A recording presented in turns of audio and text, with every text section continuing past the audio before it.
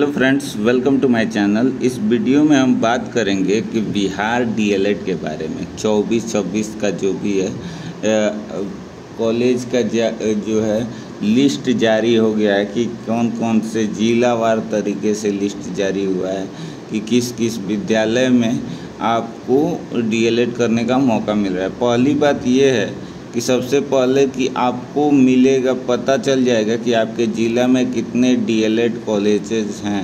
ठीक है, तो आपको ये पहले पता चल जाएगा कि डीएलएड कॉलेज कौन कौन से हैं। ठीक है, किस किस स्कूल किस किस कॉलेज में आप अप्लाई कर सकते हैं।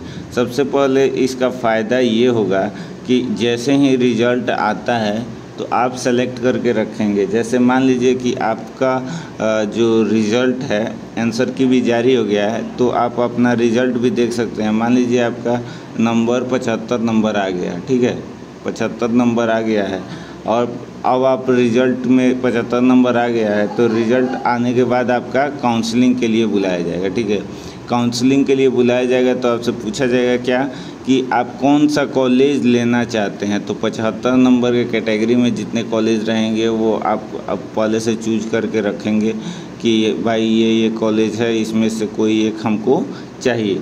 ठीक है, तो काउंसलिंग के बाद से आप उस कॉलेज को शॉर्टलिस्ट करके बता सकते हैं और ले सकते हैं उसमें एडमिशन। तो ये फ़ायदा है इसका काउंसलिंग कराने के रिज़ल्ट लेने का। ठीक है, दूसरी बात ये कहेंगे कि अगर आप पूछ रहे हैं कि काउंसलिंग कब तक होगा, तो देखिए जैसे ही आपका आंसर की जारी हो गया है, आंसर की आपका जारी हो गया है। ठीक है, आंसर की जारी होने के बाद हमको लग रहा है कि 4 से 5 दिन या मान लीजिए 6 दिन तक लगेगा। आपको क्या करना होगा, आपका जो है कि रिज़ल्ट जारी हो जाएगा। हो सकता है कि 1 जून को क्या है इलेक्शन है पटना में, उसके बाद जारी हो या पहले भी जारी हो सकता है। तो ये मान लीजिए 5-6 दिन का टाइम लगेगा आंसर की आ जाया है तो। ठीक है, तो उसके बाद से आप क्या कर सकते हैं, अपना कॉलेज सेलेक्ट कर सकते हैं।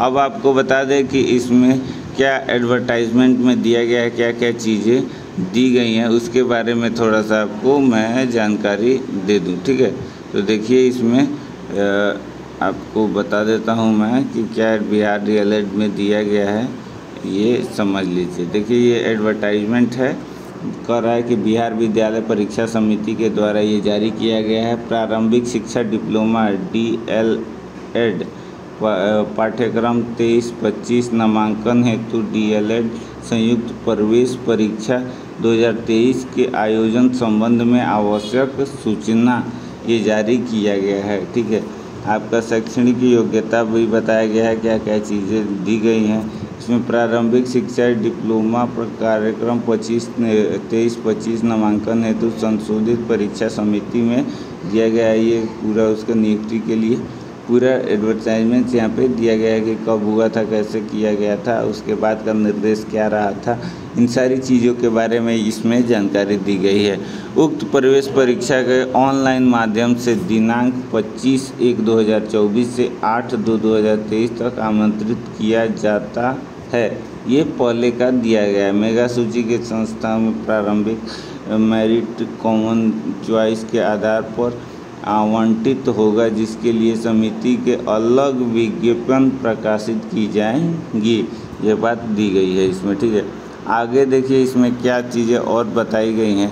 देखिए कह रहा है कि पर शिक्षण संस्थानों के नामांकन हेतु शैक्षणिक योग्यता उच्च माध्यमिक +2 अथवा उससे समकक्ष परीक्षा में कम से कम 50% अंक से उत्तीर्ण होना चाहिए। ये बात ध्यान में रखना है। सभी आरक्षित कोटि और दिव्यांग कोटि के अभ्यर्थियों के लिए न्यूनतम निर्धारित अंक 5% छूट होगी। ये बात भी ध्यान में रखना है। डीएलएड संयुक्त प्रवेश परीक्षा 2023 में इंटरमीडिएट की वार्षिक परीक्षा 2023 से भाग लेने वाले अभ्यर्थियों भी शामिल हो सकेंगे, लेकिन नामांकन हेतु चयन इंटरमीडिएट की वार्षिक परीक्षा में 50% के अधिक आना चाहिए, 5% का छूट रहेगा उनको। ये बातें दी गई है। ये दिया गया है एज लिमिट जो दिया गया है कि अभ्यर्थियों की न्यूनतम सीमा 1 जनवरी 2023 को 17 वर्ष हो जानी चाहिए, ये बात ध्यान में रखना है।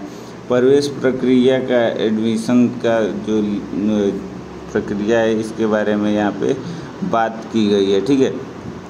इसके निम्न अंक के लिए क्वालिफिकेशन के लिए देखिए यहाँ पे दिया गया है कि 35% कम से कम आना चाहिए, इससे 30% आरक्षण में, और 35% बिना आरक्षण के आ रहा है तो आपको मतलब नियुक्त किया जाएगा, ये क्वालिफाइड माना जाएगा, ये बात ध्यान में रखना है। उसके ऊपर से जो मेरिट लिस्ट आएगा तो वो अलग अलग इसके लिए। आवेदन की तिथि जो दिया गया है उसके बारे में भी बताया गया है। ये पूरा एडवर्टाइजमेंट पुराना वाला है, उसी के आधार पे दिया गया है कि आपको कितना सामान्य वर्ग के कितना आवेदन शुल्क लगेगा और अनुसूचित जाति, अनुसूचित जनजाति, दिव्यांग के लिए कितना लगेगा, ठीक है। प्रवेश परीक्षा के लिए इतना दिया गया है, प्रश्न संख्या इतना, बहुत ये सारी चीज़ें दी गई है, ठीक है। तो ये जानकारी है कौन कौन सा क्वेश्चन आएगा इसके भी बारे में यहाँ पे बताया गया, पुराना लिस्ट ये जारी किया गया था, ठीक है। ये जानकारी है, ठीक है। पिछली वीडियो में भी मैंने इसके बारे में पूरा बता दिया था जब ये आया था 2023 में। तो ये पूरी जानकारी है जो आपको देनी थी। अगर वीडियो अच्छा लगे तो वीडियो को लाइक करिएगा, चैनल पर नए हैं तो चैनल को सब्सक्राइब ज़रूर कर लीजिएगा। बहुत बहुत धन्यवाद, जय हिंद।